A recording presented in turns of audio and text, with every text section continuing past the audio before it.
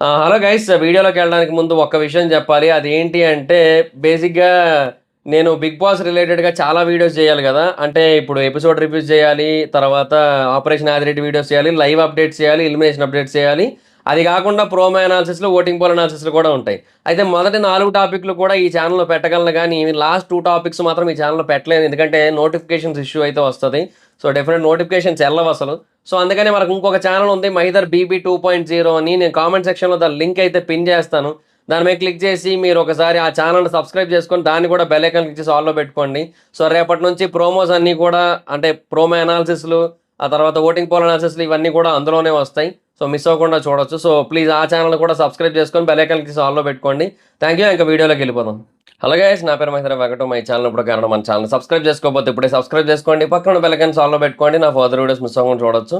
చాలా మంది చూస్తున్నారు కానీ సబ్స్క్రైబ్ చేసుకోవట్లేదు. So, please try to subscribe and click the bell icon also.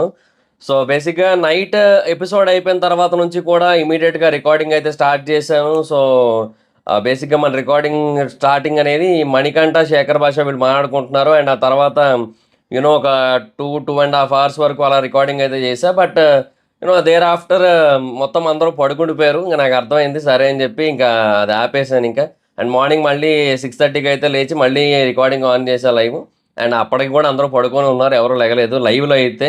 And లైవ్‌లో అయితే ప్రస్తుతానికి 10కి ఇందాక జస్ట్ ఒక 15 మినిట్స్ బ్యాక్ సాంగ్ అయితే ప్లే అయింది. 'దమ్ మసాలా' సాంగ్ అయితే వచ్చింది లైవ్‌లో. అదే స 'గుంటూరు కారం' సినిమాలోది. సో, అది పూల్‌లో దూసుకొని ఒకరి మీద ఒకరు పడిపోతూ ఫస్ట్ డేని ఆటలు ఆడుకుంటున్నారు. సో, ఫస్ట్ డే కదా అలాగే ఉంటదిలే అనిపించింది నాకైతే. సో, నైట్ ఎపిసోడ్ లాంచ్ తర్వాత ఏం జరిగింది లైవ్‌లో అనేది క్లియర్‌గా చూస్తాను నేను దీని తర్వాత. సో, తర్వాత దీని గురించి డిస్కస్ చేస్తా. సో, ఫస్ట్ ఆఫ్ ఆల్ అంటే లైవ్‌లో మొత్తం డీటెయిల్‌గా ఉంటది కదా! సో, దాని గురించి తర్వాత డిస్కస్ చేస్తా. బట్ ప్రస్తుతానికి ప్రోమోలో ఏం కనపడిందనేది మాత్రమే మాట్లాడుకునే ప్రయత్నం అయితే చేద్దాం. సో, బేసిక్‌గా మణికంఠ, ఆదిత్య, ఓం గారి గురించి మాట్లాడింది ఏదైతే ఉందో, ఇప్పుడు దానికి పక్కన Nikhil you have to respect them elder అన్నట్టుగా చెప్పాడు. It's not about respect, it's all about feeling అని చెప్పాడు. ఓకే. అంతవరకు బానే ఉంది. ఇప్పుడు డెఫినిట్‌గా మణికంఠకి అలా అనిపించడంలో తప్పు లేదు. ఎందుకంటే వచ్చిన రోజే బయటికి పంపించేస్తానంటే డెఫినిట్‌గా ఎవరికైనా బాధేస్తది. అందులో నో డౌట్ ఎట్ ఆల్. కాకపోతే ఏంటంటే నువ్వు చెప్పే ఫీలింగ్ ఏదైతే ఉందో అది కూడా రెస్పెక్టబుల్ మేనర్‌లో చెప్పాలి. అలా చెప్పకపోతే వేస్ట్. అలా చెప్పకపోతే యాస్ ఎ పర్సన్‌గా వేస్ట్ అని కాదు. బట్ యాస్ ఎ కంటెస్టెంట్‌గా 'బిగ్ బాస్' కంటెస్టెంట్‌గా నువ్వు ఇవి 2 కూడా చేయాల్సి ఉంటది. ఎందుకంటే ఇప్పుడు పోనీ నీకంటే యంగర్ పీపుల్ ఉన్నారంటే నువ్వు పోనీ క్యాజువల్‌గా లైట్ నోట్‌లో చెప్పినా ఒక అర్థం ఉంటది. బట్ ఏంటంటే నీకంటే ఎల్డర్ పర్సన్ అండ్ ఇండస్ట్రీలో ఎప్పటినుంచో ఉన్న person maybe successful or not successful అనేది పక్కన పెడితే ఇండస్ట్రీలో ఎప్పటినుంచో ఉన్న person, very noun person. But ఇప్పుడు ఫేడ్ ఔట్ అయినా కూడా చెబితే మళ్ళీ గుర్తు తెచ్చుకోగలరు. 'లాహిర్ లాహిర్ లాహిర్‌లో' చేశారు అంటే అవును గదా! అనిపిస్తది అందరికి. సో, ఆ కైండ్ ఆఫ్ రికగ్నిషన్ ఉన్న పర్సన్ కాబట్టి డెఫినిట్‌గా we have to respect him at least కొంత పర్సెంట్ అయినా సరే. సో, ఏదైతే ఫీలింగ్ ఉందో అది అందరూ చెప్తారు. ఫీలింగ్ చెప్పడానికి ఏముంది? ఈ ప్రపంచంలో ప్రతి ఒక్కరికి ఫీలింగ్స్ వస్తాయి. మనుషులు మనుషులు పుట్టిందే ఫీలింగ్స్ రావడానికి, ఫీలింగ్స్ దెబ్బతినడానికి. ఆర్‌జీవి గారు చెప్పినట్టు మనుషులు ఉన్నదే మనోభావాలు ఉన్నదే దెబ్బతినడానికి అన్నట్టు. సో, సేమ్ అదే సిట్యుయేషన్ అనమాట. ఎప్పుడు అందరికీ వస్తది. 'బిగ్ బాస్‌లో' అసలే వచ్చేస్తది. కాకపోతే ఏంటంటే దాన్ని కొంచెం రెస్పెక్టబుల్ మేనర్‌లో చెప్పాలి. కొంచెం ఎల్డర్స్ వచ్చారన్నప్పుడు. బేసిక్‌గా మిగతా వాళ్ళందరూ కూడా చాలా యంగ్ పీపులే ఈసారి. ఆదిత్య, ఓం గారు తప్ప ఇంకెవరు గూడా పెద్ద ఏజ్డ్ పర్సన్స్ లేరు. ఆ బెజవాడ బేబక్క కూడా మరీ మిడిల్ ఏజ్ పర్సన్ అయితే కాదు కదా! డెఫినిట్‌గా ఆవిడ గూడా తక్కువ ఏజే. సో, అందువల్ల ఏంటంటే పెద్ద ప్రాబ్లమ్ అయితే ఏం లేదు. అది సిట్యుయేషను. సో, ఈయనొక్కరే. సో, కొంచెం ఇచ్చుకుంటే అయిపోద్ది. అంతకు మించి ఇంకేం లేదు. ఇంకా తర్వాత నిఖిల్ టాపిక్ తేవడం వద్దు అన్నాడు. సో, ఇప్పుడు ఒక పాయింట్‌ని ఒకసారి తీసుకొచ్చినప్పుడు నీకు ఇంట్రెస్ట్ లేదు అనేది నువ్వు ఇనీషియల్‌గా ఎక్స్‌ప్రెస్ చేయాలి. ఆర్ లేదు అంటే అసలు ఎక్స్‌ప్రెస్ చేయడమే మానేయాలి. ఒకటి. ఇప్పుడు నువ్వు ఒకసారి ఒక పాయింట్ తీసుకొచ్చిన తర్వాత నీకు చెప్పాలనిపించినవన్నీ చెప్పేసావు.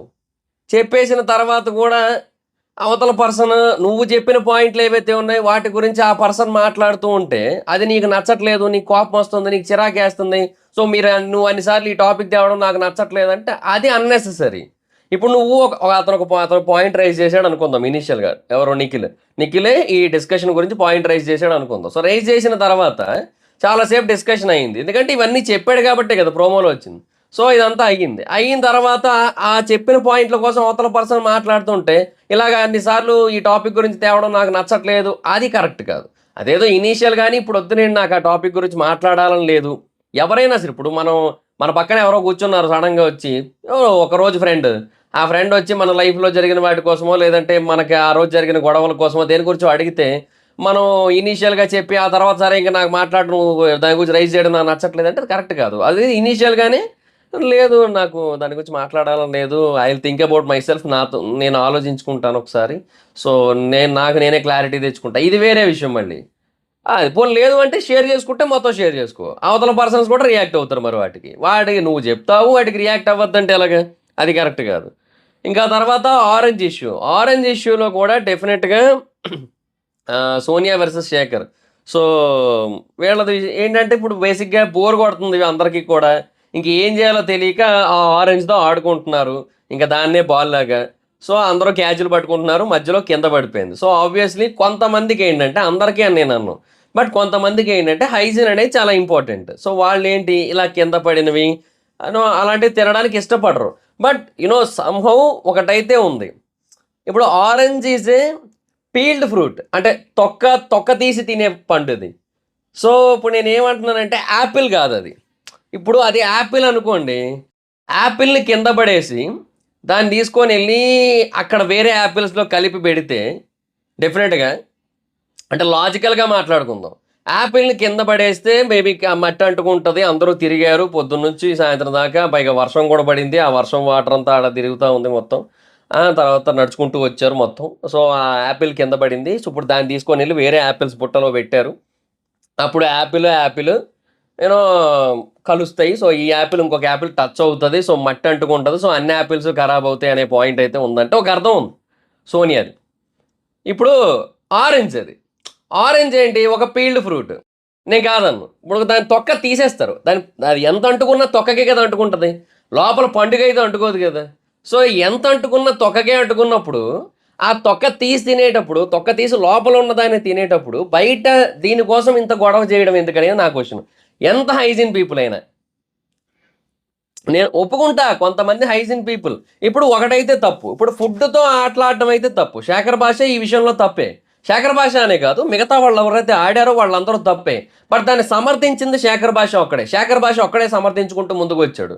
సో, అది తప్పు. అండ్ శేఖర్ భాష కూడా ఎక్కడ సమర్థిస్తున్నాడు, ఎక్కడ ఫ్రస్ట్రేట్ అయ్యాడంటే, దాన్ని ఆహ్, తినడానికి రైట్స్ లేవు. ఎవరైతే ఆడుతున్నారో వాళ్ళెవరు తినడానికి రైట్స్ లేవనడం గానీ, లేదు అంటే యూనో వేరే వాళ్ళకి పెట్టొద్దు అని అనడం గాని, నీకు పెట్టొద్దు అని. వేరే వాళ్ళకి పెట్టొద్దంటే దాంట్లో మళ్ళీ తప్పేమీ లేదు. మళ్ళీ ఇందులో శేఖర్ భాష ఏదో తప్పు ఎదుగుతున్నాడు గానీ, అందులో తప్పేమీ లేదు. వేరే వాళ్ళకి పెట్టొద్దు అంటే దాని సెన్స్ అదే. ఆడని వాళ్ళకి పెట్టొద్దు అని. అందులో ఆవిడ గూడా ఉంది కదా! సో, ఆవిడని కలిపి అందరికీ కలిపి జనరల్‌గా చెప్పిందావిడ. సో, అందులో తప్పు లేదు. నీకు పెట్టొద్దనే అనాల్సిన అవసరం లేదు. అక్కడ నువ్వు అలా చేసినప్పుడు అందరికి జనరల్‌గా చెప్పొచ్చు ఆడని వాళ్ళ కోసం. సో, అందులో నో ప్రాబ్లమ్. కాకపోతే ఏంటి అంటే ఇక్కడ శేఖర్ భాష ఫుడ్‌తో ఆడడాన్ని సమర్థించడం అనేది తప్పు. ఒకటి.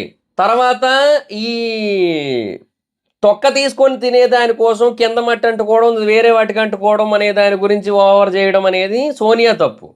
తర్వాత ఇప్పుడు మనుషులు తినేటట్టు అనేది ఇంకా డెఫినిట్‌గా ఆవిడన్నది ఒక రకంగా కొంచెం అతిగా అనిపించినప్పటికీ కూడా, సోనియా అన్న మాట ఏదైతే ఉందో అది అతిగా అనిపించినప్పటికీ కూడా డెఫినిట్‌గా ఇట్ మేక్స్ సమ్ సెన్స్. ఎందుకంటే ఫుడ్‌తో డెఫినిట్‌గా ఎవరు ఆడకూడదు. ఫుడ్ ఎంత ఖాళీ ఎంత బోర్ కొడితే మాత్రం పిల్లోస్‌తో ఆడుకోండి. అక్కడ పిల్లోస్ ఉన్నాయి కదా! వాటితో ఆడుకోండి. అయి క్యాచ్‌లు ఇసురుకోండి. అది బెటర్ కదా! సో, అంతేగాని ఫుడ్‌తో ఆడకూడదు. సో, అందుకని ఆవిడ అన్నది నిజంగా మనుషులైతే ఇప్పుడు అదే పండు దొరక్క బయట కొన్ని వేల మంది చచ్చిపోతున్నారు. సో, ఆబ్వియస్‌లీ దానికి చాలా రెస్పెక్ట్ ఇవ్వాలి ఫుడ్ అనే దానికి. సో, అది ఇవ్వకుండా వాళ్ళైతే ఆడుకుంటూ ఉన్నారు. సో, నిజంగానే అది మనుషులు చేసినట్టయితే చేయలేదు. సో, వాళ్ళు యూనో ఏదో డిఫరెంట్‌గా ఆడుకున్నారు. తప్పే అది ఖచ్చితంగా. అండ్ ఆ మాట అయితే కొంచెం అతిగా అనిపించినప్పటికీ, కొంచెం మరీ హార్ష్‌గా అనిపించినప్పటికీ కూడా స్టిల్ ఇట్స్ రైట్. అందులో తప్పైతే లేదు. సో, అది నా పాయింట్. అండ్ ఇంకా ఏం చెప్తానులెండి ఇంక మరి ఇంతకంటే ఇంకా ఎవరిది రైట్, ఎవరిది రాంగ్ అంటే వీళ్ళది ఆ అమ్మాయిది మిస్టేక్ ఉంది. ఇప్పుడు ఎందుకంటే అది యాపిల్ గాదు. యాపిల్ అయితే పోనీ మాట్లాడిన ఒక అర్థం ఉంది. ఆరెంజ్ అది. దానికోసం అంత ఎక్కువ మాట్లాడుతుంది ఆవిడ. అది కరెక్ట్ కాదు. అలాగే శేఖర్ భాష ఏమో ఫుడ్‌తో ఆడడాన్ని సపోర్ట్ చేస్తూ వస్తున్నాడు. అది కరెక్ట్ కాదు. ఇప్పుడు నేను మనిషిని కాదా అంటే ఇప్పుడు ఆబ్వియస్లీ ఆవిడ అన్నది రైటే. ఇప్పుడు సెన్స్ అయితే రైటే. ఇప్పుడు పర్టికులర్‌గా నిన్నొక్కడినే అన్నట్టు కాదు అక్కడ. శేఖర్ భాషని ఒక్కడిని అన్నట్టు కాదు. ఎవరైతే ఇట్లా ఫుడ్‌కి రెస్పెక్ట్ ఇస్తూ, ఫుడ్‌కి వాల్యూ ఇస్తూ తింటారో సో వాళ్ళందరూ మనుషులు తిన్నట్టు తింటారు.